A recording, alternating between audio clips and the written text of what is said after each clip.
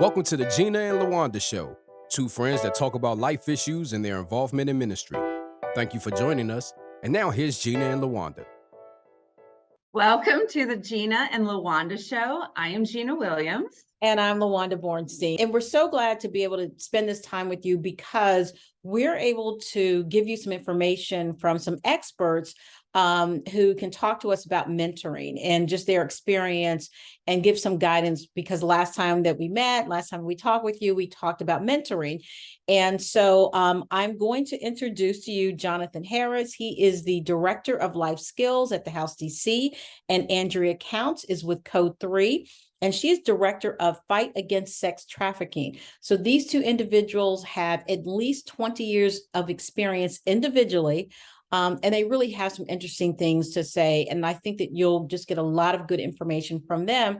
So we are going to play this now, and then we're going to come back and chat about it. When I was talking to Gina, I said, it'd be nice is to continue our conversation about your experience, but to also let people understand, why there are challenges with mentoring. And, for the person that's coming to mentor in the inner city, they're mentoring someone in their 20s or 30s.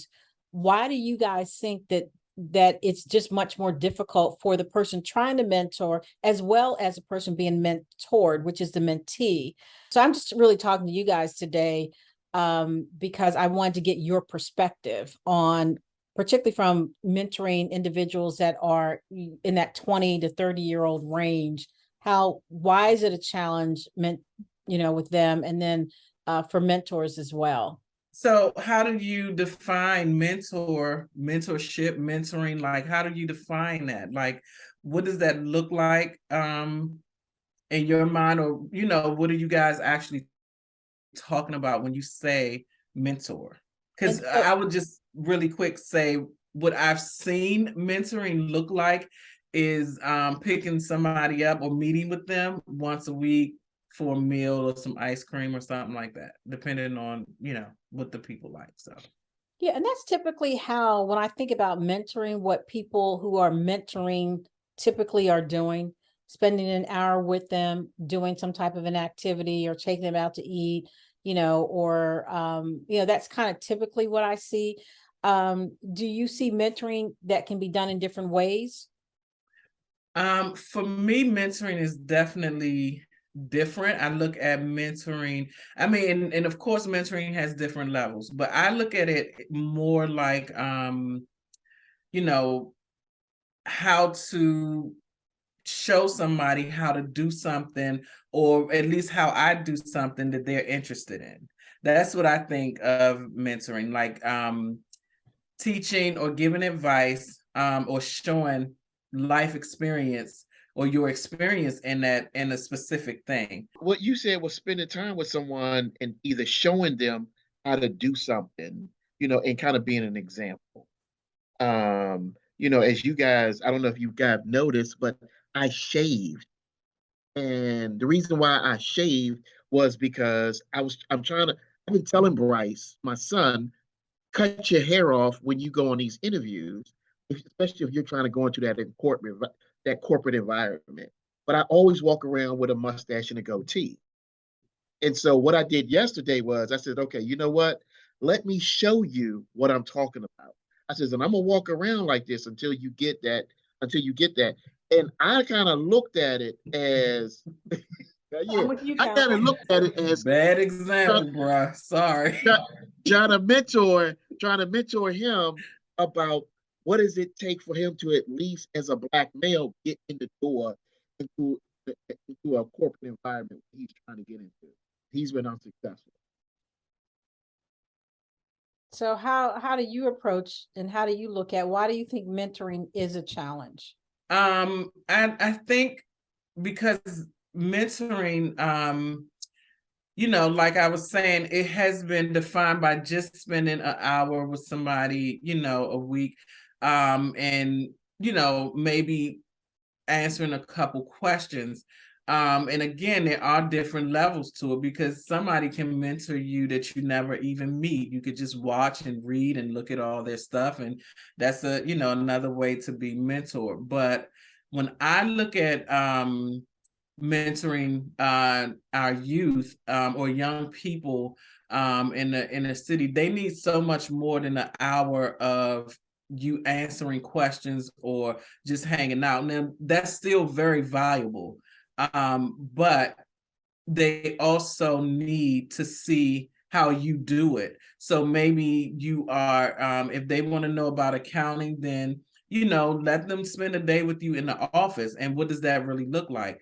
I would be mentoring somebody on how to do life, because that's what I'm learning. That's what, um, what's most important to me to teach is how do we do life on a daily basis, and usually that's going to be biblically, and so I need them to see how I be a wife, like how am I with my husband, how am I with my children, how am I at work, how do I serve, how do I live on a regular basis, how do I have fun. A lot of people think oh, being saved or being a Christian, you live this boring, life. I completely, disagree. You don't have to live life that way, but I'll just show them how I do life. Versus spending, and sometimes it may be an hour of just hanging out and talking, but that hour I will try to make the best of that by showing them something I do in life in that hour. So that's kind of how I look at mentoring. I'm not sure if that's what you were like looking for though. But. Okay, no, that's helpful. And so, Jonathan, you were approaching it from a standpoint, kind of a little bit of what Andrea said, and you're talking about kind of like being an example. So when you're talking about, just think about one of the guys that you were working with, that's in the industry that have a lot of needs, et cetera. And somebody says, hey, I want to mentor them. What would be the best way to approach that situation? And do you consider that more of a challenge to try to mentor that group? For you, you can, because you've been with them for many, many years. They know you, they trust you. So how does someone just kind of coming in, how does that work for them? I think probably the first thing I would suggest is, for one, you have to be patient. You have to be patient. You have to be consistent. And you have to be genuine, And so the reason why I say you got to be patient, because, like Andrea spoke about, this is not going to happen one day a week, because mentoring, there has to be some form of relationship building within that, for it to be really effective. Because there's a trust level, and and in regards to any whether it's an organization, whether it's an individual, whatever, there has to be, at some point in time, there has to be a level of respect, and there's got to be a level of trust. And when you have the respect and when you feel you have the trust, that's when mentoring actually really starts. Mm-hmm. The question is, how long does that take? And that really depends on the individual. Mm-hmm. How guarded are they? What kind of trauma have they gone through? And so that's why you have to be patient, because where you might be ready, like, let's form a relationship, this person, on the other side might, still be guarded, like, I don't know you. I don't know you. I don't trust you. I think you want something from me, and it really depends on, sometimes it can be geographic. And, the reason why I say that, we coming from in the DMV area, a lot of us are guarded, especially people of color. We're just guarded people. I don't really trust you. I don't really know you. I can be cordial, but if someone is just friendly to you, you think like, okay, you must want something. And I learned years ago, probably like 1990, I remember going to Atlanta, and the females were very friendly. But I wasn't used to friendly females. What I mean? So I wasn't. What? Yeah, okay. If they were, wait a minute. If they were, it was like, oh, we digging you. But down there, They weren't digging me. They were just friendly. Meanwhile, I'm thinking, oh, y'all all digging me. No, they weren't. They were just friendly. So, it I learned, the hard way is like, whoa, okay. Okay, so you guys are just nice. But here, and that's why I said it depends on the location. Here, I think we're a little more guarded. So for some, it takes a lot, it takes longer. And that's why you need the patience. And you got to be consistent. You know, the person who says, I want to be a mentor, you have to look at this. You have to come at this and say, okay, you know what? This should my intention should be we're going to have a lifelong relationship. That's that's the mindset I believe that you should go in. Not saying that that's going to happen, but you know, there are people that you meet, you're like, you know what? We're going to be friends forever. Andrea, I know you tried to get rid of me, but I told you a long time ago, Andrea, I think we're going to be friends forever. And even though you didn't like it, and you still shook your head back then, I was like, we're going to be friends. Back when we first met. But it's a journey. And that's where the being consistent, that's where you really have to be patient, but you really have to be genuine. And you got to, if I'm expecting you to be transparent with me, then I need to be transparent with you. And I need to open up about certain things that might be uncomfortable for me because this is what I'm asking for you. I want you to tell me your life story, tell me all your trauma, you know, and, and I'm not, and I'm not. And so that takes time.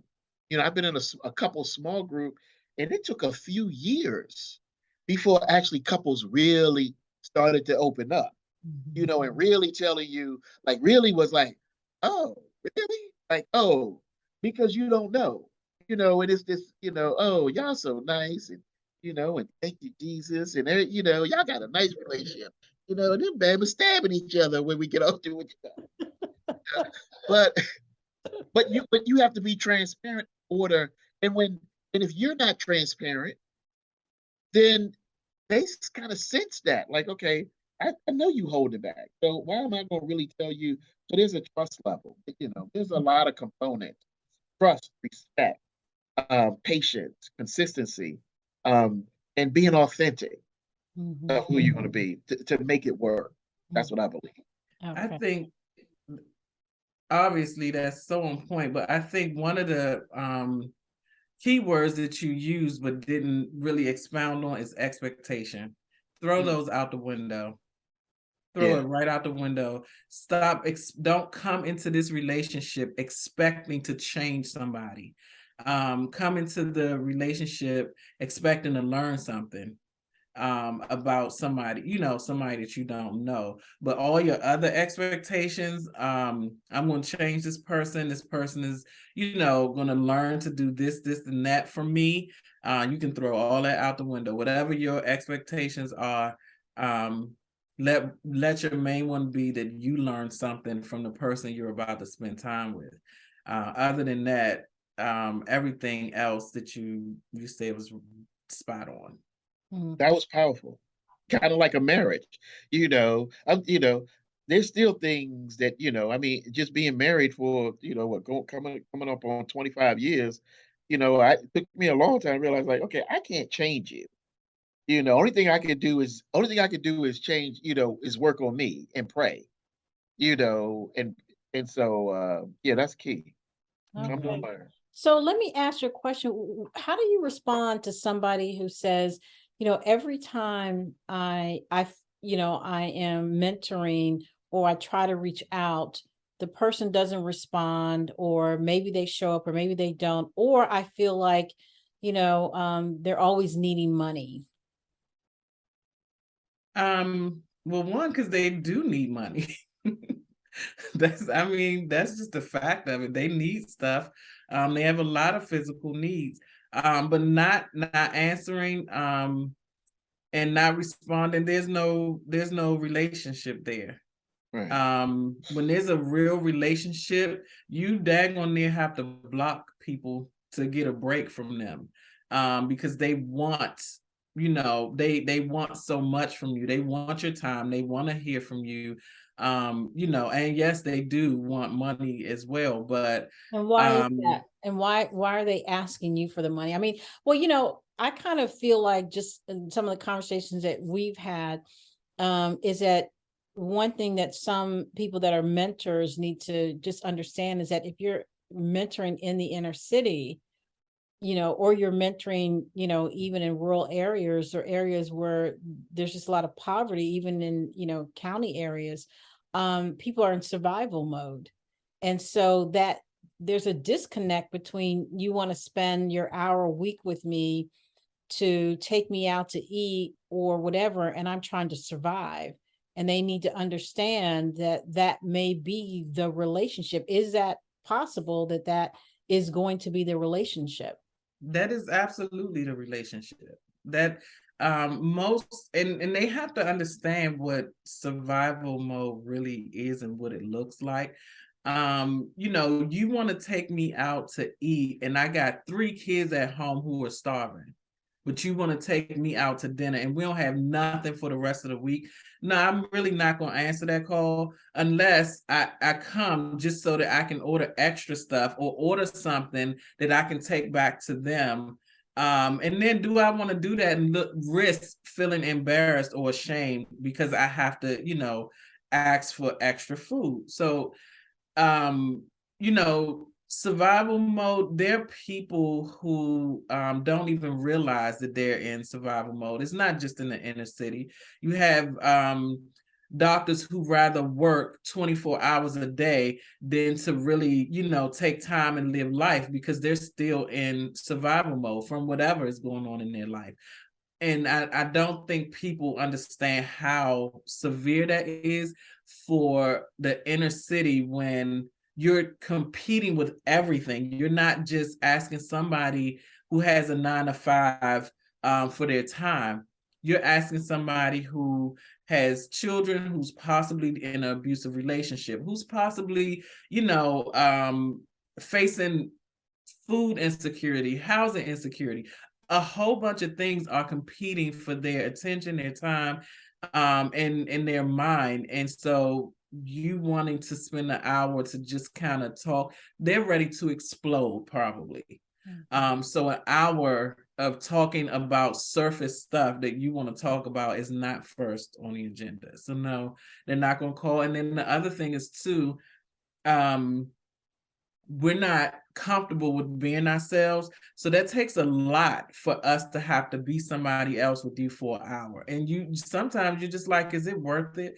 Do I want to put myself through trying to speak correct English or what you perceive to be correct English? Do I want to fix my hair what you may think is appropriate? Do I want to put on nice clothes or what you think is nice clothes versus what I think is nice clothes for an hour or for, just to appease you? I'm not getting anything out of this in my mind.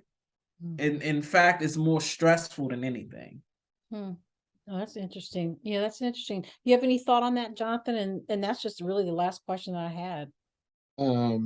What, Andrea, as you were just talking in regards to the survival mode or whatever, I think I'm still stuck on, the expectation and don't expect anything. But as you was talking, it just made me think about um mentoring. And what we do is we plant seeds. And I think people are expecting to plant a seed and they're expecting to see some fruit, whether that fruit is a relationship or whatever. They're expecting to see it soon. But in reality, certain seeds that are planted, if a seed is planted with genuine love, get, time is going to be what's going to make that tree. It's going to make that fruit. It's going to make that growth. You can't rush it. And so, I think some people come in again with the expectation that this should take a year or 2 years, and that's just not the case. And so sometimes you don't see a lot of times, especially what we do, you don't see the fruit, and when you do see it, it's years later. And so I got a phone call this past weekend. The guy's 37. I've been mentoring him since he was 16. He moved to Texas about 2 years ago, and he just called me back this weekend and said, I'm married, kids, I'm trying to start my own business. Can you give me some advice? And I'm just like, I was just like blown away. It's like, wow, okay, so you paid attention. But know, um, but I really thought I was talking to a brick wall. For years. I thought I was talking to a brick wall, and so, in regards to, the mentoring piece, time, and just the don't expect anything, but just be consistent. Plant the seeds and let God do the rest. Plant the seeds, and you won't see the seeds. And those seeds for that particular individual could be a dark place for them. Most seeds are very, there's a depth about it, in the soil, it's dark. And so, um, I think the intentions are good, but you just have to be really consistent and just really go in it without, that you're going to do the very best you can to develop a relationship and be authentic, and just be there for the long haul. Yeah. Don't, the Yeah. the 1 year, 2 year, 5 year, don't expect it. And really research why you want to. Like really deal with your want. Like why do I want to mentor?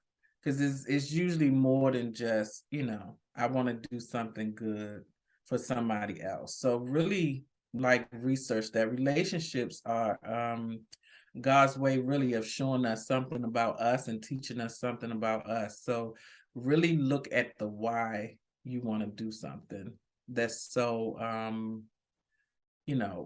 relational. Okay, well, hey, I appreciate Jonathan Harris and Andrea Counts just spending some time and giving us some advice on mentoring. Thank you so much, guys. So welcome back. So Gina, what did you think? I mean, we got an opportunity to hear from Jonathan and Andrea. What were your thoughts? What's going on? There's so many things that they said in this video that I had to check my heart with what I wanted out of mentoring. And I'm so glad that they brought up several points here because, they brought up the challenges with mentoring in the inner city. They talked about what is mentoring. Is mentoring the once a week, let's get together and have dinner? Or is mentoring just being there side by side, being an example? And I think a lot of times I might have felt this way at the beginning as well.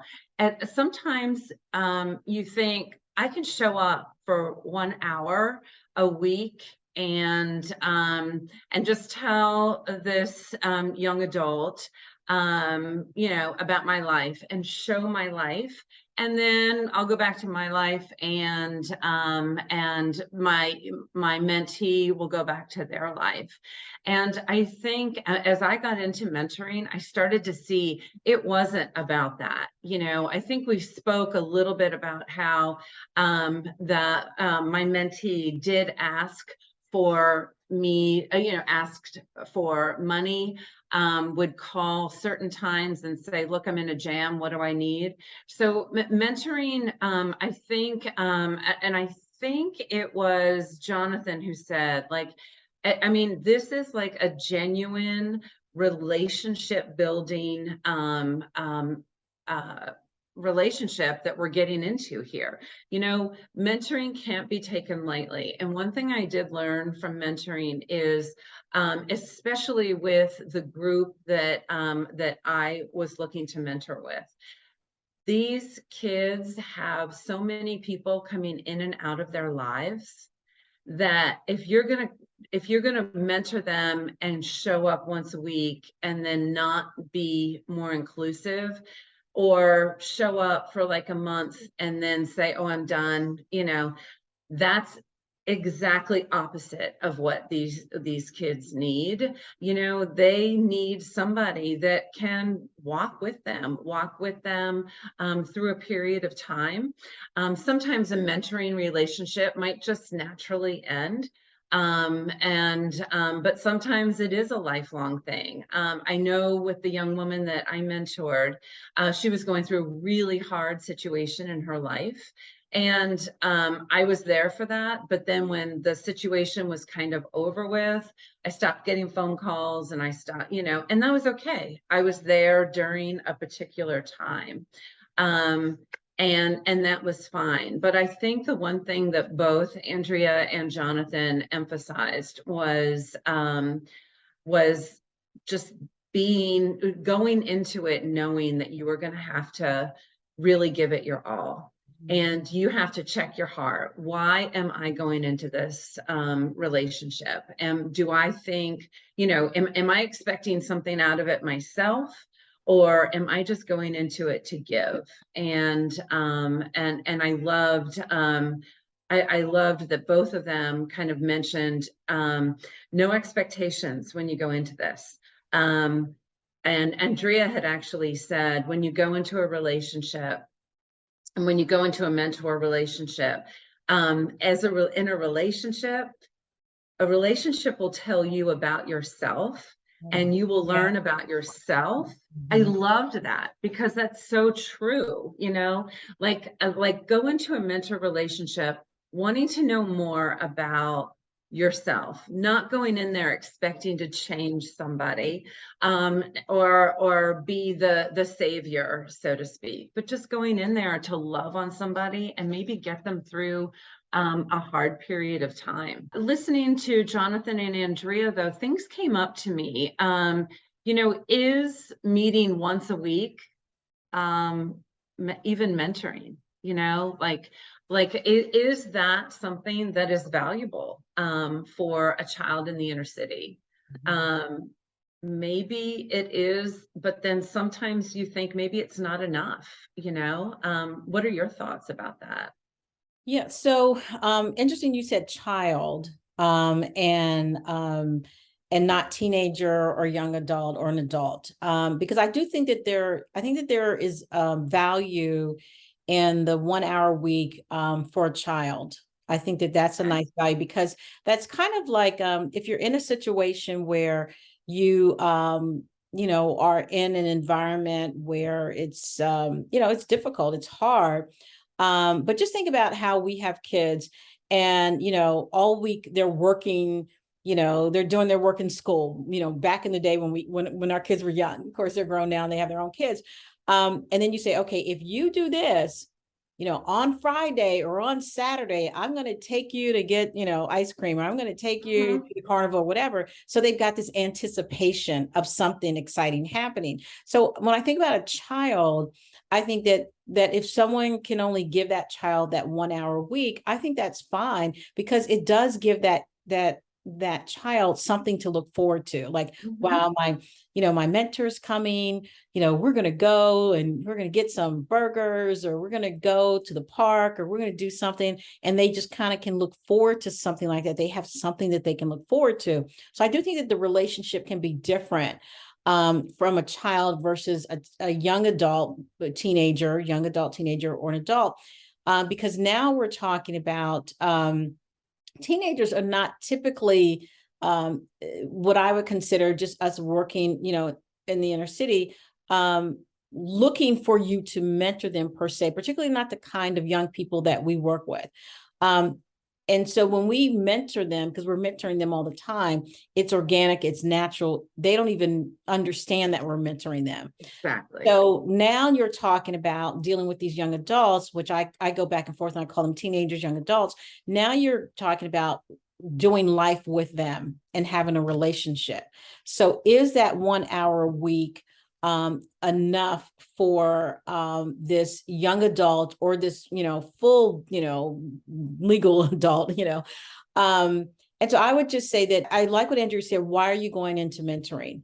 And so if it's that, you know, hey, I just really want to be able to do something. I've got an hour a week.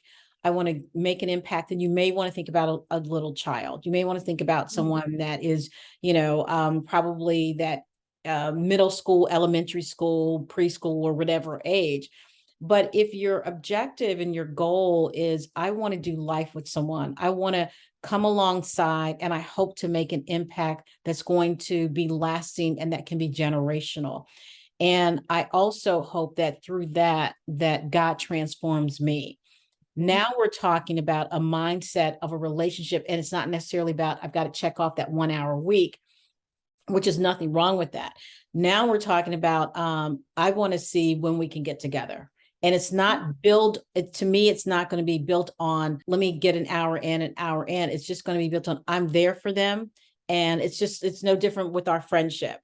Like our friendship, we can call each other and we can talk. And then there are times that we're really busy. Other times they're like, hey, we need to get together for lunch.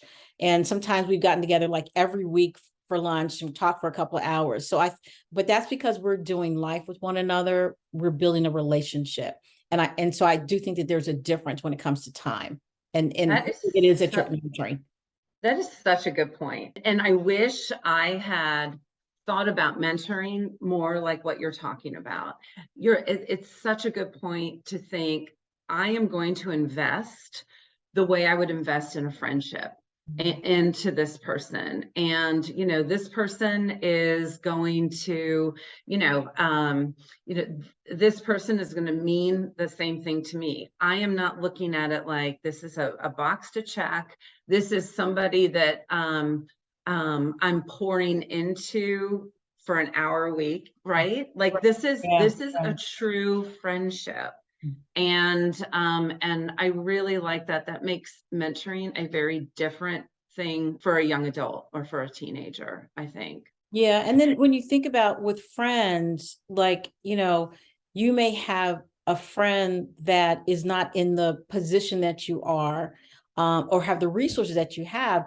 But when you're dealing with your friends or even family, some people that you look at, they're your friends, but you consider their family, you're there for them. So if the situation was reversed, they would be there for you. And so it doesn't stop you being able to help, et cetera. But instead of feeling like, there's people in our lives that we've talked about, there's people in our lives that you and I know that they have needs. And so if I can be there for my brother, or I can be there for so-and-so, or I know every time I go out to eat with, this family member or this person, I'm always going to be treating. And that's because I know they don't have it.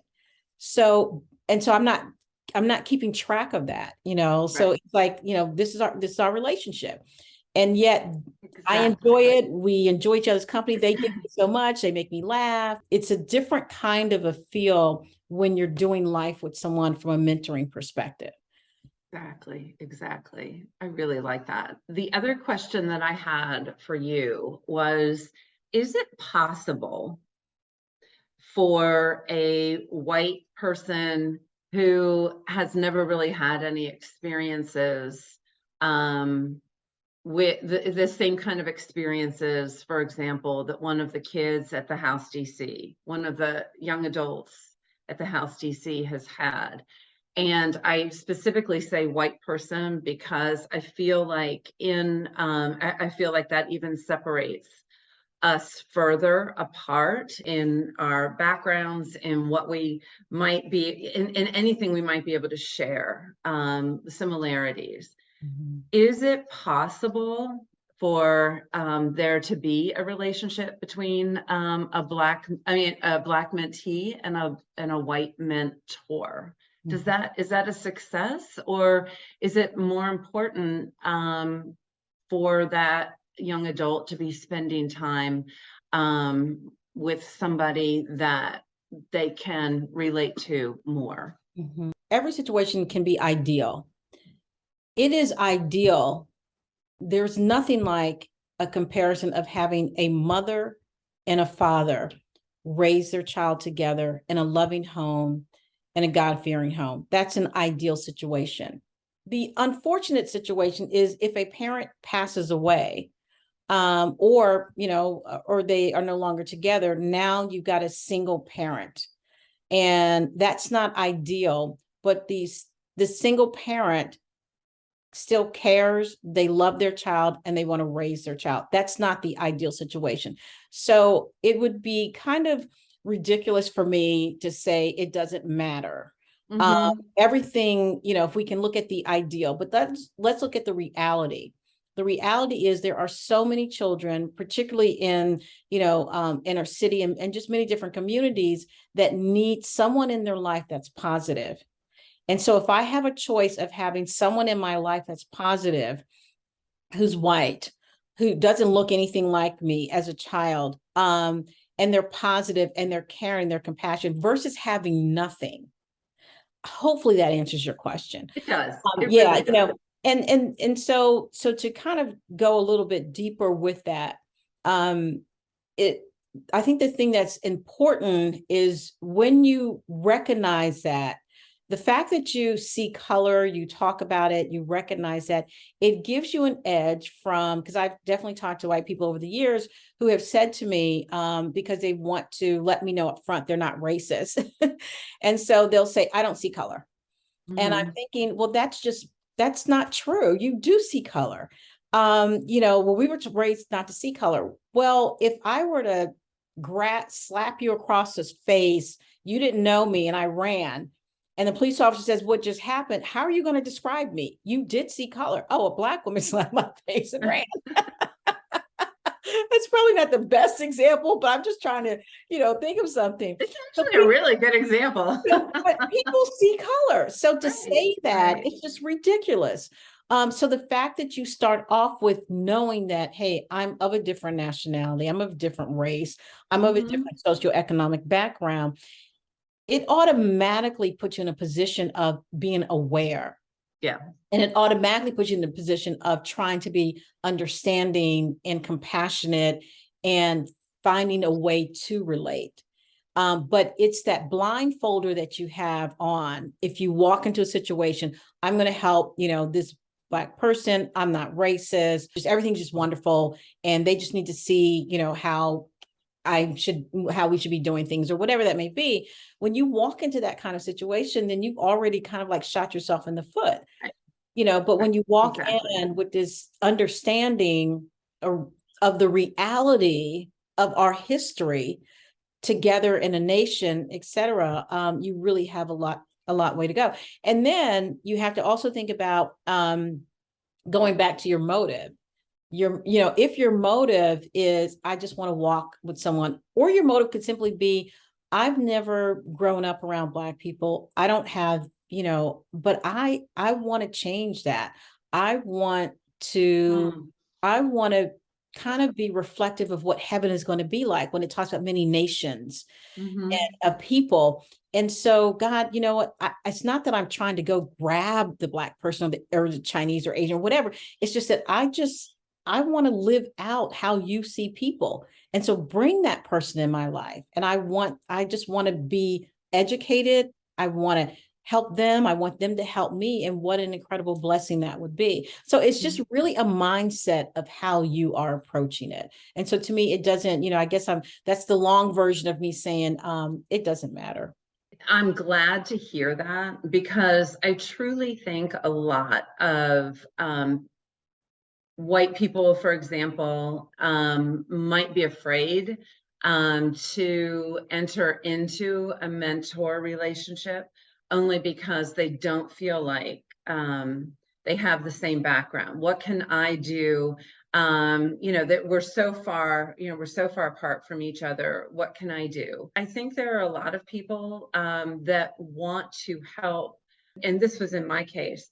And I recognize the incredible safety net I had as a young adult, and the trouble I would have gotten into in my life. I would not be here today if I did not have that safety net. And my heart just is so, my heart just aches for people of between 18 and 22, 24, who don't have that safety net, because there's just things you do that are just not smart during that time. And we all do them. And, I really just wanted to reach out and be that safety net for somebody else in that position. And but you know, you worry sometimes that the person's going to look at you like, oh, are you just, you know, you're just doing this to check your box. And that's where I think it comes into a little bit more of you've got to show up, and you've got to show that person who I will call child, even though I know they're like in their 20s, you know, for example, you got to show up and show that you're just there. And, you know, you're there. Andrea did say, you know, she talked about how exhausting it might be for a child, for a young adult, to feel like, okay, I've got to do my hair a particular way. I've got to do my clothes a particular way to meet up with this person. I'm going to have, that's exhausting when you're just trying, you're in survivorship, you know, survivor mode, you know, at that point in your life. And that's exhausting to feel you need to do that. So I think it's important when you are mentoring to kind of help the person that you're mentoring to understand, you know, and to have that in your heart. I don't care if they show up, you know, with a bad word on their sweatshirt, kind of a thing. I watched Abbott Elementary last night, and that was the funny thing. A woman showed up with a sweatshirt with a bad word. I'll have to catch that episode. I don't. So It's a funny. good friend of mine told me about it, and I watched a few, and it was funny, but I haven't followed it. They were funny anyway. But you know, like, you have to just say, that's not important. What's important is developing a relationship, and maybe you know, just walking with this young person and kind of being there in case they need, you know, in case they need something, whatever it is. I was lucky enough with the mentee that I had. She was trying to make her finances work every month. And in the Washington, D.C. area, that is almost impossible on the salary that you're going to make in this area. You know, it is literally. And so she brought her finances to me, and I'm a CPA.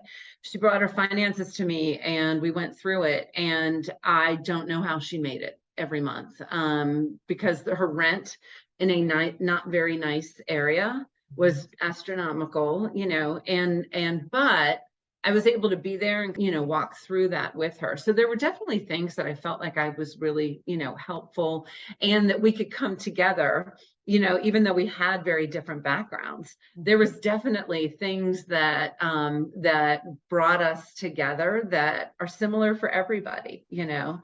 So anyway, I really enjoyed the mentoring that I did with the young lady that I worked with. I still pray for her.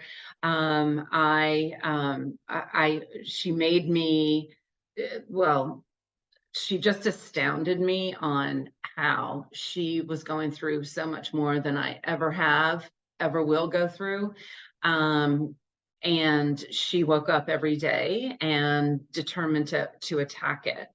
And I think ultimately my heart was changed more than you know, than I changed hers, going back to what Andrea said, which was so just so wise. And I think yeah, there was probably a part of me that was like, I want to, you know, that maybe my motives a little bit, I was kind of looking for the thing to check. Maybe that's what I thought mentoring was at first, but it's not. And I'm glad I learned that along the way. And it was, and the experience was very rewarding. I think there will be opportunities in the future when we will reconnect, you know, like in a different part of her life. And I still keep up with her through others, you know, I know what's going on with her. And, you know, it was wonderful, but I do feel like I learned more, and I was blessed more than she was, you know, and I think I blessed her.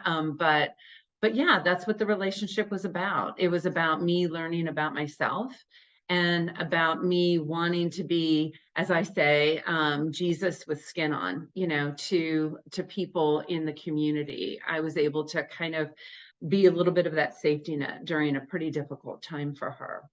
Yeah, So, yeah. nice. And one thing I want to say is that a person can start off mentoring and it's not a good fit. And it doesn't mean you stop. Mm. There could be someone else that there's this a better, stronger connection. So I would just tell someone not to be discouraged. Um, and you brought a lot of value because, you know, there were times that when you think about someone who particularly in her situation that just had so many financial needs, you were a blessing financially to her. And it gave her this, at least, you know, it gave her just this sense of a break from the Right. craziness going on. Mhm. And so some of the needs that she had, you know, you helped her with. And I remember just even her being able to take her and her kid and go off on vacation, you know, and that experience for her and just being able to have a good time. And you were there for her in that situation, be able to have a good time and do something that she's never been able to do. Right. So I know that has meant a lot. And so I love what you said. Hey, maybe one day you'll reconnect.